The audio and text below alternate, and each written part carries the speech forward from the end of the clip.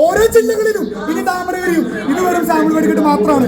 തൃശ്ശൂർ ജില്ലക്ക് ഇതൊരു മുൻ എന്താ പറയാ, അത്രയും പറയാനൊന്നുമില്ല ഞങ്ങൾക്ക്.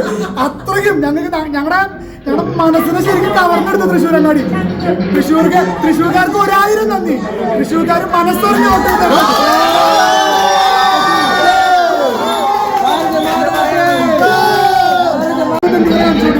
അത്രയും ജനങ്ങൾ അത്രയും വെയിറ്റ് ചെയ്യിപ്പിച്ചു. തൃശ്ശൂർ അങ്ങാടിയില് തൃശ്ശൂർ പൂരം, അതായത് പൂരം വരവ്, തിരുവമ്പാടിയിലെ പൂരം വരവ് ഇറങ്ങുന്നതിന് മുന്നേ എല്ലാ ബാരിക്കേഡുകളും അടച്ചുകൂടെ. അത്രയും ജനങ്ങൾ കഷ്ടപ്പെട്ടു. ഇതെന്തിനും തൃശ്ശൂർ പൂരം നടത്തണം. തൃശ്ശൂർ പൂരം എന്ന് പറയുന്നത് സൗഹൃദങ്ങളുടെ വേല, അല്ലാണ്ട് രാഷ്ട്രീയത്തിന് വേലയല്ലാതെ. ഒരു രാഷ്ട്രീയക്കാരും ഇറങ്ങി, എല്ലാ രാഷ്ട്രീയക്കാരും ഇറങ്ങി പ്രവർത്തിക്കുന്ന വേലയാണ് തൃശ്ശൂർ പൂരം. മനസ്സിലായോ? അത് ചില രാഷ്ട്രീയക്കാരെ അത് മുതലെടുത്ത് പെരുമാറി, അത്രയ്ക്ക് ഉണ്ടായുള്ളൂ. പക്ഷെ ജനങ്ങൾക്ക് മനസ്സിലായി അത് ഏത് രാഷ്ട്രീയക്കാരാണ്.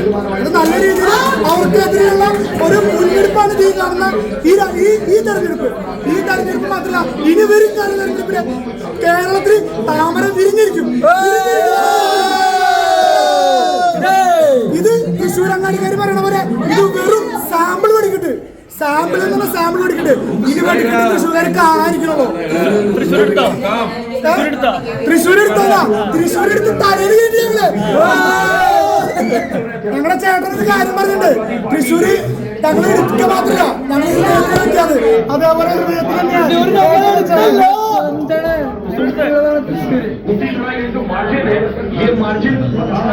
കേരളത്തിലെ ജനങ്ങൾ പൊട്ടന്മാരല്ല. കേരളത്തിലെ ജനങ്ങൾ മാത്രമല്ല, തൃശ്ശൂർ അങ്ങാടിക്കാരെ ഇപ്പൊ പൊട്ടന്മാരല്ല. കാരണം നല്ല രീതിയിലുള്ള ലീഡാണ് കയറിക്കൊണ്ടിരിക്കുന്നത്.